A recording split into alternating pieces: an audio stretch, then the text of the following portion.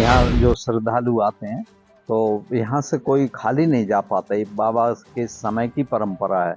ये ऐसा दिव्य स्थान।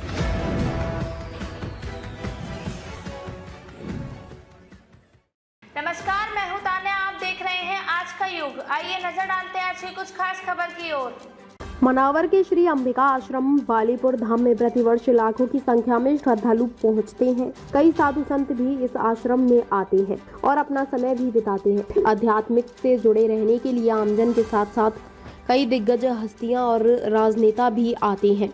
श्री अंबिका आश्रम बालीपुर धाम की क्या कुछ मान्यताएं की आस्थाओं को लेकर भक्तजन यहाँ पर आते हैं। आइए जानते हैं गुरु से। जो श्रद्धालु आते हैं उनके लिए क्या कुछ व्यवस्था है? यहाँ जो श्रद्धालु आते हैं तो यहाँ से कोई खाली नहीं जा पाता। ये बाबा के समय की परंपरा है। ये ऐसा दिव्य स्थान है कि कोई भी खाली नहीं जाए। एक तो कहीं से भी कैसे भी लोग भूखे प्यासे आते हैं तो उनको तुरंत भोजन की व्यवस्था की जाती है। भोजन फलाहार उनके रहने की व्यवस्था है। इसके अलावा उनकी जो बहुत बड़ी बड़ी समस्या है उसकी व्यवस्था है। सबसे बड़ी बात, जो विदेशों में अमेरिका में इलाज कराए ठीक नहीं हुए वो यहाँ ठीक हो जाते हैं और उनको यहाँ रहने की व्यवस्था की जाती है, उनकी चिकित्सा की जाती है। और ऐसे सैकड़ों लोग हैं जो असाध्य बीमारियों से ठीक हुए हैं इस स्थान पर। इसकी क्या महिमा है और क्या विशेषता है, पौराणिक मान्यता क्या है? श्री परमात्मने नमः। श्री गुरुवे नमः। परम गुरुवे नमः।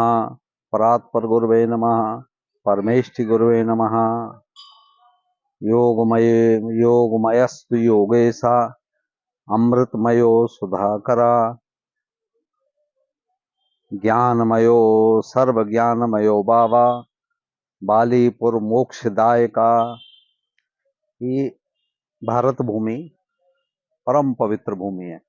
गायन्तु देवा स्किलगीत कानी धन्यासुते भारत भूमि भागे स्वर्गाप वर्गस पदमार्ग भूये भवंति भूयः पुरुषा सुरत्वात्। इसका भाव है जो पुण्यात्मा होते हैं वो स्वर्ग जाते हैं और उससे भी ज्यादा निष्काम कर्म वाले पुण्यात्मा जीव होते हैं ये बैकुंठ जाते हैं। तो बैकुंठ में भी और स्वर्ग में भी जो देवता लोग हैं वो देवताओं की श्रेणी में आ जाते हैं, पितरों की श्रेणी में आते हैं, यक्षों की गंधर्वों की श्रेणी में आते हैं, दिव्य लोकों में रहते हैं वो। तो वो लोग निरंतर गीत गाते हैं कि भारत भूमि बहुत पवित्र बहुत श्रेयस्कर भूमि है। ऐसा क्यों?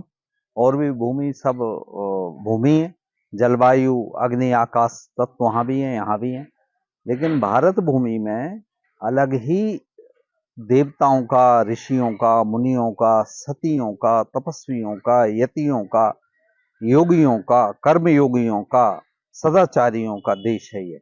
इसलिए ये सबसे भिन्न है। यहाँ भगवती गंगा जमुना जैसी पवित्र नदियां, इतने बढ़िया बढ़िया तपोमय पुण्यमय पर्वत हैं, इतने अच्छे अच्छे स्थान है, नैमिषारण्य है, बदिकारण्य है और सप्त महान महान पुरियां हैं। तो यहाँ ऋषि मुनि समय समय पर जब जहाँ जैसी आवश्यकता होती है ऐसे महापुरुष प्रकट होते रहते हैं। और अपने जो सदगुरुदेव भगवान है बालीपुर धाम, ये भी ऐसे ही दिव्य विभूतियों में से हैं।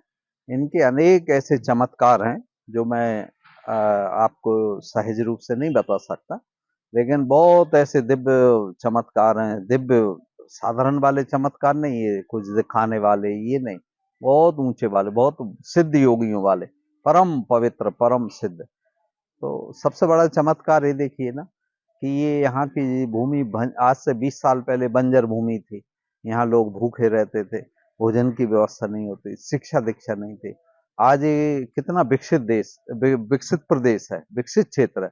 इंदौर से कहीं ज्यादा अच्छे भवन है यहाँ, इंदौर से ज्यादा अच्छे यहाँ के बच्चे आईआईटी में टॉप कर रहे हैं और सारे विषयों में बड़े बड़े डॉक्टर बन रहे हैं, बड़े बड़े इंजीनियर बन रहे हैं, बड़े बड़े दूसरे क्षेत्रों में बड़े बड़े अधिकारी बन रहे हैं।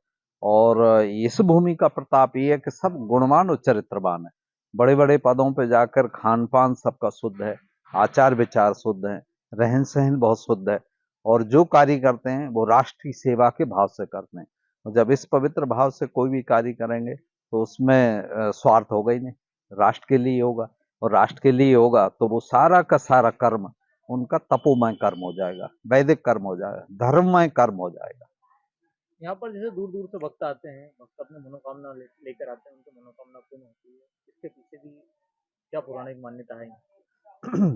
ये सबसे बड़ी मान्यता सदगुरुदेव भगवान है। यहाँ पर बड़े बड़े दूर दूर से भक्त आते हैं, भगवान उनकी मनोकामना पूर्ण करते हैं, उनके उनको चित्त शांत करते हैं, प्रसन्न करते हैं। और उनको खाली मनोकामना पूर्ण होना महत्वपूर्ण नहीं होती, उनको सदमार्ग पर लगा देते हैं।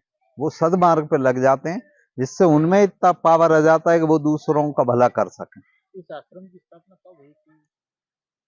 इस आश्रम की स्थापना सदगुरुदेव भगवान बहुत बाल्यावस्था में थे, तब ये बहुत सदगुरु की खोज में जाने की इच्छुक थे कि कहीं मैं जाऊं। तो इनको श्री मारुति नंदन शास्त्री जी, जो बनारस में थे, 4 वेद 6 शास्त्र 18 पुराण के ज्ञाता, एक एक ब्रह्म विद्या होती है वो उनको थी। ब्रह्म विद्या मतलब कम पढ़ने के बाद भी सारा ज्ञान स्वतः प्रकट हो जाता है। राम, इसका प्रमाण हम देते हैं, राम भक्त जहां सुरसरी धारा, सरसय ब्रह्म विचार प्रसारा। जहां भगवान की भक्ति की धारा है, भगवान के प्रति अखंड एकाग्र एकाग्र भक्ति है और एकाकी भाव है, एकाग्र भाव है, तो भगवान की कृपा से वो विद्या, वो ज्ञान, वो तत्व प्रकट हो जाए।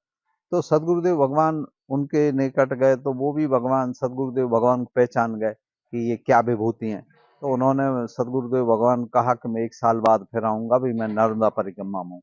ये नर्मदा मैया का बड़ा प्रताप है। आपने भी देखा होगा, जो ऋषि मुनि महात्मा साधु हैं, वो भगवती की परिक्रमा करते हैं और उनको कोई ना कोई एक विशेष ऐसा चमत्कार होता है कि तृप्त होते हैं वो, और भगवत समीप पहुंचते हैं। तो सदगुरुदेव भगवान ने उसके बाद उनसे दीक्षा ली और 4 वेद 6 शास्त्र 18 पुराणों का अध्ययन किया। सांग वेद पढ़ा सदगुरुदेव भगवान ने। उसके बाद उन्हीं की आदेश से, उनकी इच्छा थी कि आप जहाँ हैं वहाँ भला कौन करेगा जब आप भी बनारस आ जाएंगे। तो पर सदगुरुदेव भगवान ने इस स्थान में, ये शमशान भूमि थी, यहाँ गायत्री जी की कठोर साधना की। सुबह बाबा साहब कठोर साधना में बैठते और सूर्यास्त के बाद तीनों काल की संध्या करके निवृत्त होते थे। इस तरह से इस स्थान को बाबा ने जागृत किया। यहाँ पर साल में किस प्रकार के आयोजन होते हैं? साल भर बड़े बड़े आयोजन? यहाँ सदगुरुदेव भगवान का प्राकट्य दिवस कार्तिक फाल्गुन शुक्ल पूर्णिमा को होता है, और चारों नवरात्रि होती हैं, 2 गुप्त 2 प्रकट नवरात्र। इसके अलावा शाकंभरी नवरात्र होता है, और हर पक्ष की सप्तमी अष्टमी नवमी शुक्ल पक्ष, हर मास की शुक्ल पक्ष की सप्तमी अष्टमी नवमी को महान यज्ञ होता है। आप देखिए कितनी बड़ी यज्ञशाला है। यहाँ ब्राह्मण बनते नहीं, कल इतने ब्राह्मण विराजमान थे और बड़े शुद्ध पवित्र सोले में रहते हैं। सब स्नान करके धुले हुए, बिना स्पर्श किए हुए वस्त्र पहनते हैं, और बहुत ही दिव्य यज्ञ होता है, बहुत ही अच्छे अच्छे पदार्थों से। यहाँ बड़ा तपोमय स्थान है इसलिए। ताज़ा खबरों से जुड़े रहने के लिए हमारे चैनल को सब्सक्राइब करें और बेल आइकन को दबाना ना भूलें, ताकि हर खबर की नोटिफिकेशन आपको मिलती रहे।